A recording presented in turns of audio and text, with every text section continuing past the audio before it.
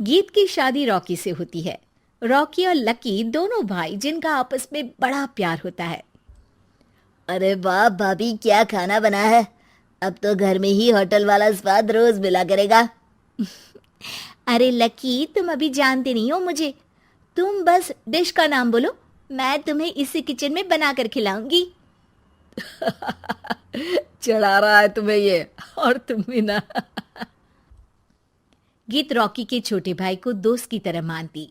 वो रॉकी के साथ उसकी भी जरूरतों का ध्यान रखती। लकी, ये रहे तुम्हारे कपड़े, धोकर प्रेस करवा दिया है, अलमारी में सजा लो। अरे रख दो ना भाभी अलमारी में भी।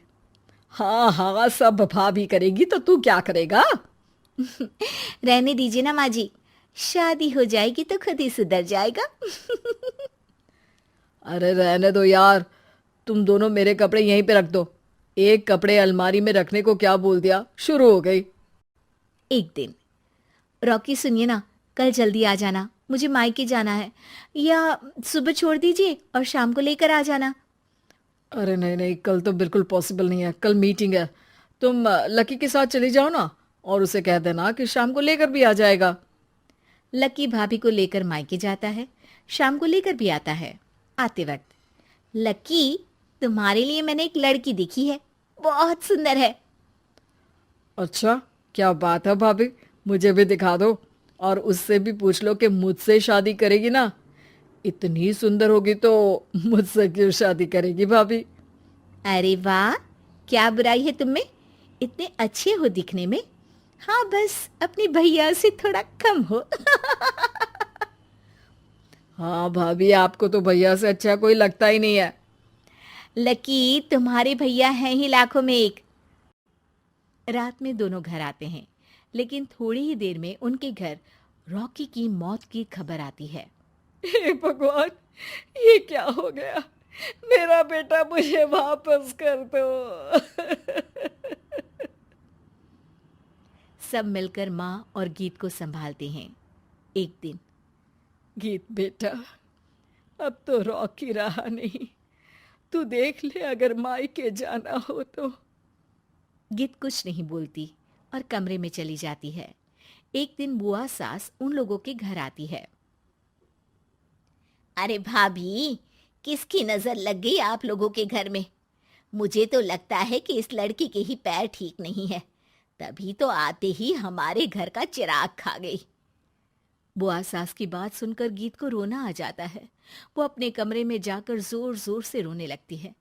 लकी को ये सब देखकर अच्छा नहीं लगता। बुआ क्या बोल रही हैं? किसी का जीना मरना ऊपर वाले के हाथ होता है, ना कि किसी के पैर पर। अरे देख लो भाभी, छोटा भी हाथ से निकल रहा है। ऐसा ना हो कि ये लड़की सबको आपके खिलाफ कर दे। तभी वहां गीत चाय लेकर आती है। लीजिए बुआ जी, चाय पी लीजिए। बुआ तो घर से चली जाती है, लेकिन सास के मन में गीत को लेकर नेगेटिव विचार भर जाते हैं। अब देख गीता, बहुत हुआ, यहाँ रहकर भी कुछ नहीं होगा। अच्छा होगा कि अपने मम्मी पापा को बोल के तुझे यहाँ से लेकर जाए। और गीत अपने मायके चली जाती है, जहां आस पड़ोस के लोग कहते हैं, अरे रे, बेचारी की शादी के 2 साल ही हुए थे, लेकिन पति नहीं रहा। सास ने भी घर से निकाल दिया। देखो भाई भाभी कब तक साथ रखते हैं। और शादी करा देनी चाहिए इसकी, तो उम्र ही क्या है इसकी। हाँ, लेकिन करेगा कौन। एक तो शादीशुदा, ऊपर से कलंक पति की मौत का। तभी वहां लकी आ जाता है और वो पड़ोसियों की बात सुन लेता है। लकी, तुम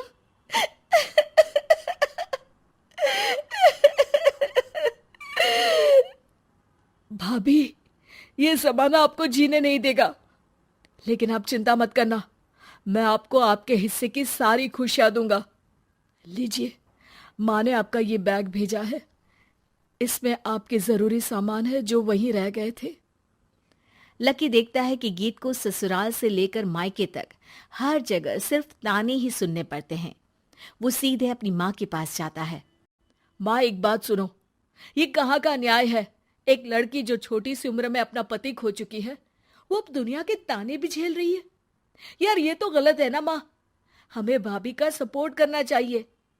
क्या भैया होते तो भाभी को ऐसा देखकर दुखी नहीं होते? अरे देख लकी, ये समाज ऐसा ही है। और भैया होते तो गीत की ये हालत होती ही नहीं।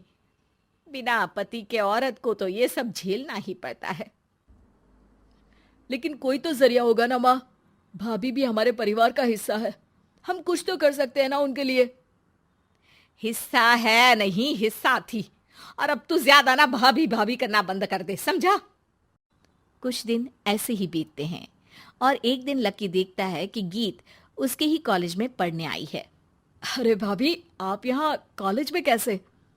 लकी, मैंने पढ़ने का निर्णय लिया है। शादी के कारण मेरी पढ़ाई को बीच में ही रोक दिया गया था, पर अब जब कुछ नहीं बचा तो मैंने सोचा पढ़ाई में ही मन लगाऊं। अरे आपने बिल्कुल सही सोचा भाभी। किसी भी तरह की कोई भी जरूरत हो तो प्लीज बिना किसी हिचक के बताना, मैं हूं आपकी मदद के लिए।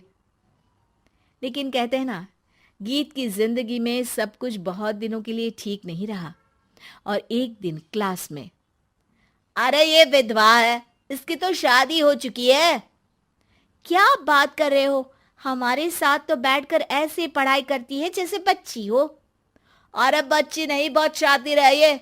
किसी को नहीं बताया कि ये शादीशुदा है, वरना हम इसे आंटी आंटी कहकर पुकारते ना। अरे अब तो पता चल गया ना, आंटी जी। Aunty aunty. फिर क्या, सभी गीत को आंटी बोलकर चिढ़ाने लगते हैं। गीत को रोना आ जाता है और वो क्लास के बाहर जाकर रोने लगती है। सामने से लकी आ जाता है। अरे क्या हुआ भाभी, आप रो क्यों रही हैं? तभी पीछे से एक लड़की आ जाती है। हे हैंडसम, इस औरत से ना दूर रहना, इसके प्यार में मत पड़ जाना, क्योंकि ये शादीशुदा है। हमारे साथ झूठ बोलकर हम जैसी ही रह रही थी। हाँ तो क्या गलत है? सही उम्र में तुम्हारे माता पिता तुम्हारी पढ़ाई छुड़वा देते तो आज तुम भी शादीशुदा ही होती ना।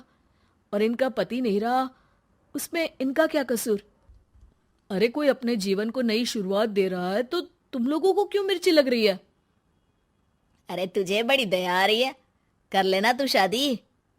लकी तब तो कुछ नहीं बोलता, लेकिन ये बात उसके मन में घर कर जाती है। और फिर एक दिन, माँ, मैं गीत से शादी करना चाहता हूँ। अरे क्या बक रहा है बेटा, तेरा भाई तो खा गई वो, अब मैं अपना दूसरा लड़का नहीं खो सकती। नहीं माँ, मैं गीत को यूं परेशान नहीं देख सकता। उसका कॉलेज में भी लोगों ने जीना मुहाल कर रखा है।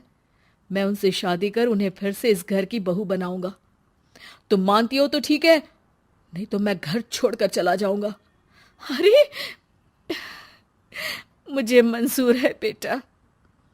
लकी माँ के साथ गीत के घर जाता है और उसका हाथ मांगता है। घर वाले मान जाते हैं। थोड़े से इनकार के बाद गीत भी लकी से शादी करने को मान जाती है।